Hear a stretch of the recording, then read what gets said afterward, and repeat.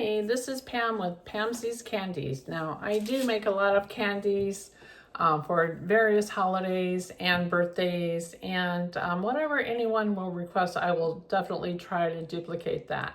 Themed parties, etc. So I have done that for a very long time, but recently I started baking. I know, oddly enough, I wasn't really a big baker.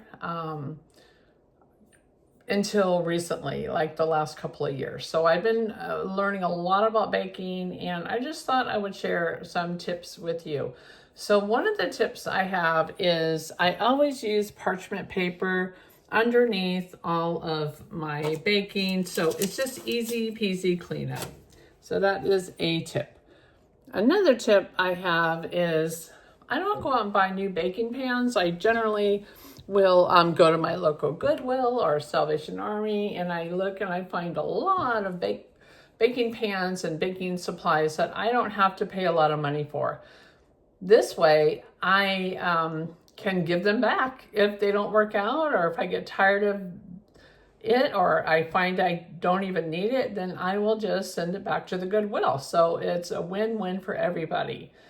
Today, I made some cream cheese frosting. Now, recently I did make some banana bread, which I turned into little banana cakes. I don't use nuts because majority of people don't like those. And this is a cake recipe from Preppy Kitchen. So look up Preppy Kitchen. He is a phenomenal baker, and I watch his videos with several others so I can learn other people's tips, baking tips, etc. So anyway, I wanted to show you the cream cheese frosting. It's basically 2 sticks of butter, unsalted is what I generally use, 1 8-ounce package of cream cheese, which is room temperature, a little bit of salt, and of course about a teaspoon of vanilla, or the flavor of your choice, depending on what you're putting it on, and about 4.5 cups of powdered or confection sugar. Use your stand mixer if you have one. If you don't, use a power mixer of some sort. It'll make your job easier.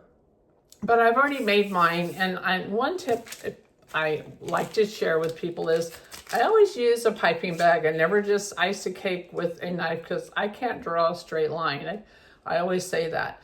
So with that said, I want to make it look nice. So I use a piping tip. Usually this is like a little flower bud that I use. So I want to show you how I ice my little bundt cakes, which this pan, by the way, I have 3 of them this size, and they all came from the Goodwill. So here you go. I'm going to do that.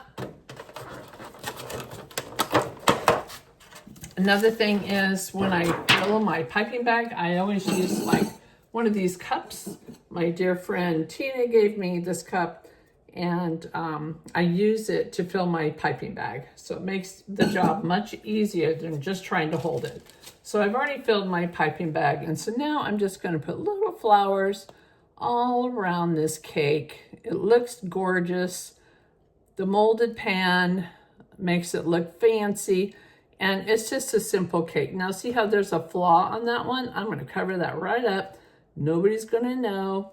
Nobody's going to care. All they're going to care about is getting these delicious cakes, which, by the way, these are going to my granddaughter. I'm going to my great-granddaughter's birthday party today, and my granddaughter loves my banana cake. So here we go. Of course, her husband, too, and the kiddos. So this is how I do it. Very simple.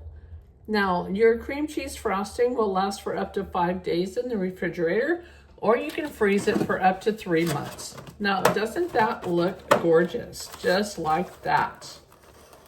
I mean, you can take that to anywhere. People are impressed. And like I said, I just started baking about 2 years ago. So thank you for watching. And if you have any tips you want to share, you can put those in the comments. And my next video, I'll be either making the banana cake or something else. There's lots of recipes I want to try. Well, thank you again for watching, and have a great rest of your day.